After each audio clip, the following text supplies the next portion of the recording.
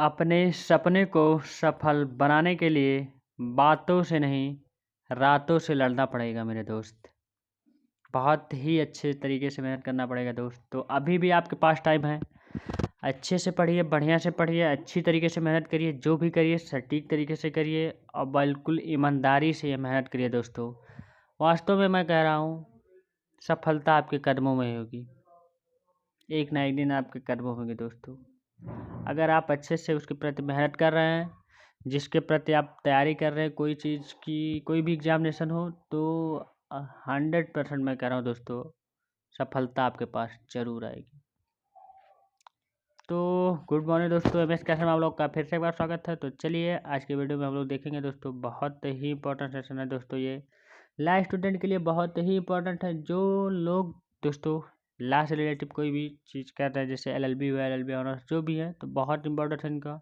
इनके लिए ये इंटरनेशनल ला के से हम लोग पढ़ेंगे। इंटरनेशनल ला के जो है उसमें पढ़ेंगे हम लोग, जो है भारत जो है जिसे रिकॉग्नाइजेशन जो है आपका रिकॉग्नाइजेशन ऑफ स्टेट, तो मतलब भारत के द्वारा जो है अंतर्राष्ट्रीय जो होते हैं उसके बारे में हम लोग पढ़ेंगे।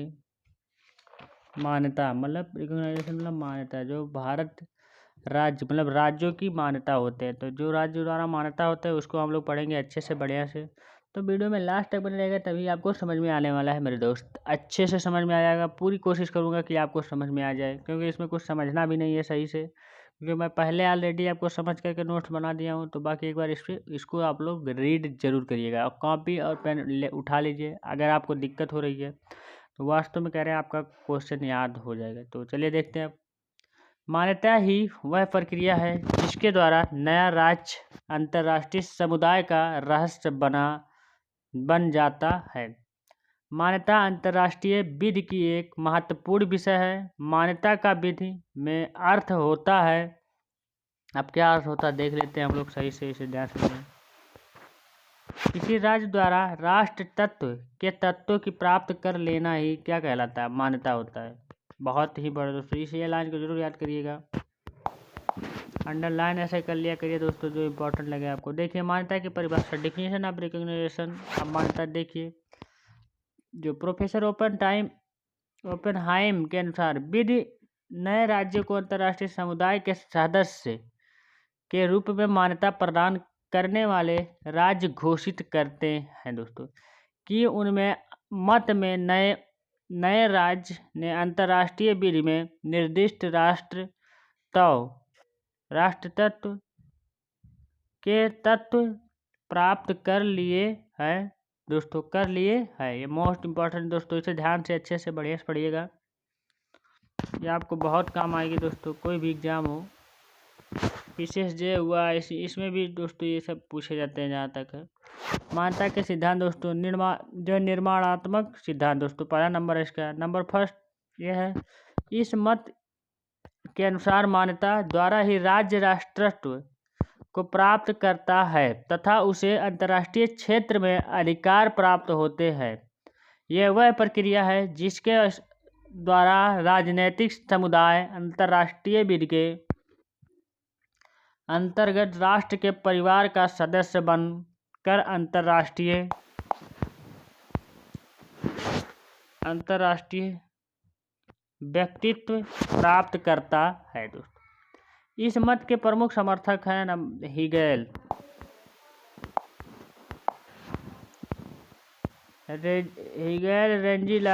रेंजिलाटी, हॉलैंड, ओपेनहाइम, ये सब 3 से 4 लोग हैं इसके अकॉर्डिंग है दोस्तों। ये बहुत इंपॉर्टेंट है। देखिए ओपेनहाइम के अनुसार केवल मान्यता द्वारा ही कोई अंतर्राष्ट्रीय व्यक्तित्व को प्राप्त कर सकता है, ये कहा गया ओपेनहाइम के द्वारा। हॉलैंड के द्वारा देखिए, मान्यता राज्यों को परिपक्वता प्रदान करती है तथा जब तक किसी राज्य को मान्यता प्रदान नहीं होती है, वह राज्यों के परिवार के सदस्य के रूप में अधिकार प्राप्त नहीं कर सकता है। ये मोस्ट इम्पोर्टेंट दोस्तों।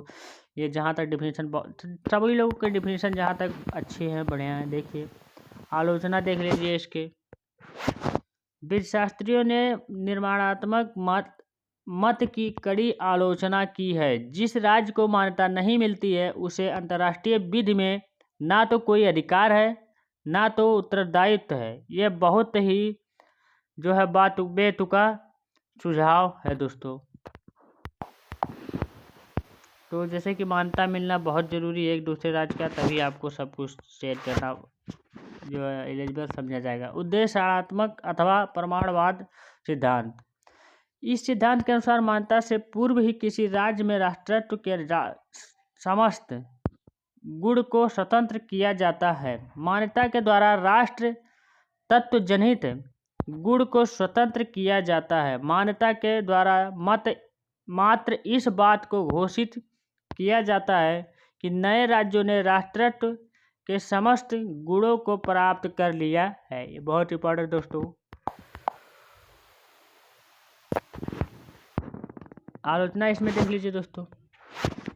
उद्देश्य उद्घोषणात्मक मत की भी विधि शास्त्रियों ने आलोचना की है। यह कहना है कि मान्यता केवल उद्घोषणात्मक कार्य है, पूर्णतया उचित प्रतीत नहीं होता है।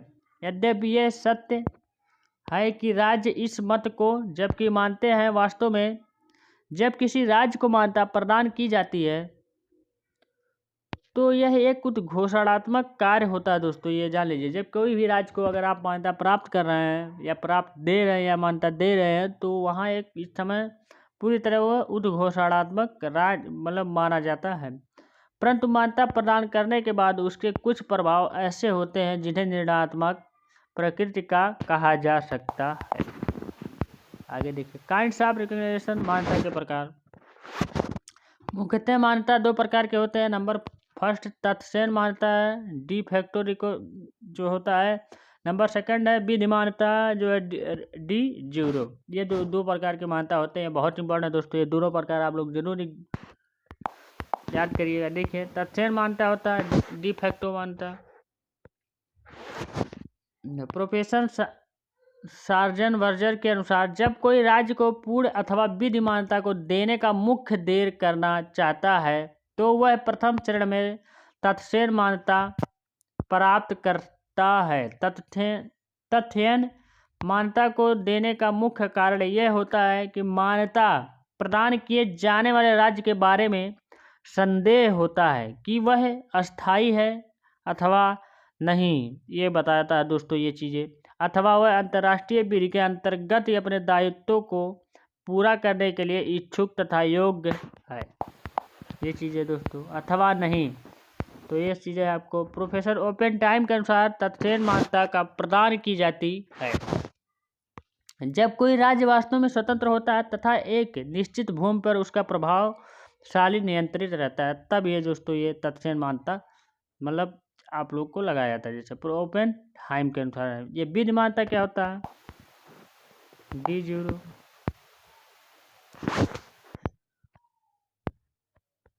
ये मान्यता तब प्रदान की जाती है जब मान्यता प्रदान करने वाले राज्य के अनुसार मान्यता दिए जाने वाले राज्य व उसकी सरकार में मान्यता के सभी आवश्यक गुण होते हैं।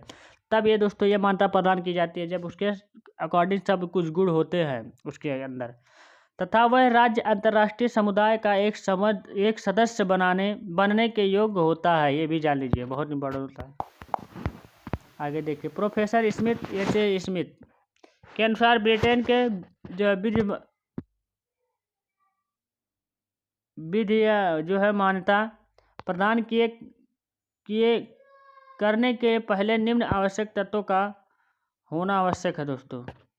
तथ्यों को होना आवश्यक, जैसे फर्स्ट नंबर स्वामित्व अस्थायित्व, नंबर सेकंड है राज्य की सरकार, तो जो वहाँ की जनता का समान समर्थन होगा। नंबर 3 है अंतर्राष्ट्रीय उत्तरदायित्व को पूरा करने की इच्छा तथा सामर्थ्य विधि मान्यता की अंतिम मान्यता होती है दोस्तों। ये बहुत ही इंपॉर्टेंट दोस्तों। तत्सैन मान्यता, जब तक विधि मान्यता में अंतर प्रोफेसर स्वार्जन बर्जर के अनुसार तत्सैन मान्यता की प्रकृति अंतरिम हो सकती है तथा शर्तों पर आधारित हो सकती है, ये भी कहा गया। दूसरी ओर से विधि मान्यता पूर्ण है अथवा बिना शर्त के होते हैं, ये भी जान लीजिए। प्रोफेसर ओपेनहाइम के अनुसार जहाँ तक मान्यता प्रदान किए जाने वाले राज्य के आंतरिक विद्यायनी तथा अन्य वर्ग कार्यों का संबंध है, न्यायालय तत्सेन या तथा विधिमान्यताओं में कोई अंतर नहीं मानती है। ये भी जानिए, बहुत इंपॉर्टेंट दोस्तों। तो तत्सेन मानता हो या विधिमान्यता हो, तो इसमें आपके न्यायालय, क्योंकि न्यायालय ही मोस्ट इंपॉर्टेंट होता है, क्योंकि न्यायालय ही सब कुछ आपकी केस सुनेगी और न्यायालय को ही आपके प्रति जो है, जो वहाँ जज बैठे होते हैं उनको न्याय देना है, तो वो सब कुछ देखते हैं। तो वो लोग ये दोनों में नहीं मानते। दो प्रकार की मान्यता में कुछ कमियां रहती है तथा जिसमें अंतरिम आधार पर वर्तमान वास्तविकताओं का ध्यान रखा जा सकता है। केस ला देख लीजिए। लूथर बनाम सागौर के मामले में के बाद में दोस्तों यहाँ जो है निर्णय लिया गया कि मान्यता प्रदान किए जाने वाले अंतरिम कार्यों के मामले में विधिमान्यता तथा तत्सेन मान्यता में कोई अंतर नहीं है। ये भी जान लीजिए, जैसे मैं पहले बता दिया हूँ, तो यहाँ भी लिखा गया वैसे। अगला देखिए, बैंक ऑफ इथियोपिया बनाम जो नेशनल बैंक ऑफ जो है इथियोपिया जो है मतलब यही डाल लीजिए। 1 से 2 केस आपको बहुत इंपॉर्टेंट होता है दोस्तों। लास्ट में आप केस जरूर लिखिए। केस लिखने के बाद आपको जो उसके कंक्लूजन लिखना पड़ेगा कि क्या चीज़ें हैं, क्या हुई क्या नहीं। तो ऐसे से होता तो इम्पॉर्टेंट, मतलब अच्छा लगता है, मतलब कॉपी भी अच्छी लगती है। तो अगर दिक्कत हो रही है इससे रिलेटेड कोई जानकारी चाहिए तो जा करके मेरे जो है उस वीडियो को जरूर देखिएगा कि आंसर राइटिंग कैसे लिखे अच्छे से, बढ़िया से, सही से। मैं वीडियो बना चुका हूँ ऑलरेडी इस पर। तो थैंक यू दोस्तों, आज की वीडियो में यहीं तक। आप लोग अच्छे से रहिए, बढ़िया से रहिए, सही से रहिए, अच्छे से पढ़िए और गॉड ब्लेस है। मेरी तरफ से बहुत बहुत जो है बधाई है कि आप लोग का जॉब इसी ही साल में लग जाए, अच्छे से बढ़िया से कहीं भी सेटल हो जाए दोस्तों। तो थैंक यू। अब हम लोग मिलेंगे नेक्स्ट वीडियो में नेक्स्ट पार्ट के साथ। तब तक आप लोग आराम करें।